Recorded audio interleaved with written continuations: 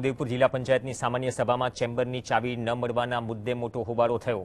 આપ સમર્થિત વિપક્ષના નેતા રાજેશ લગામીએ આક્ષેપ કર્યો કે છેલ્લા 10 દિવસથી ફાળવાયેલી ચેમ્બરની ચાવી ન અપાતા તેઓ કામગીરી કરી શકતા નથી। 32 બેઠકોમાંથી ભાજપ પાસે 19 અને આપ પાસે 13 સભ્યો છે। નિયમ મુજબ ચેમ્બરનો કબજો સોંપવાની માંગ છતાં પ્રમુખ દ્વારા ગોળ જવાબ અપાતો હોવાનો આરોપ છે। જો વહેલી તકે ચાવી નહીં સોંપાય તો જિલ્લા પંચાયતનો ઘેરાવ કરવાની ચીમકી ઉચ્ચારાય, જેના કારણે આગામી દિવસોમાં ભાજપ અને આપ વચ્ચે રાજકીય ઘર્ષણ વધુ બને તેવી પૂરી શક્યતા।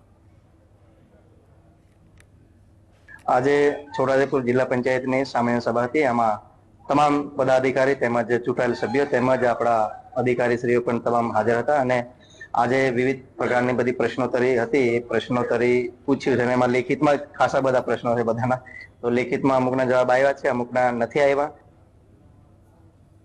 આ સામાન્ય સભામાં 16મા નાના પંચનું જિલ્લા કક્ષાનું આયોજન કરવામાં આવ્યું। એ સિવાય વિવિધ સદરોમાં જરૂરિયાત પ્રમાણે હેતુફેર કરવામાં આવ્યા।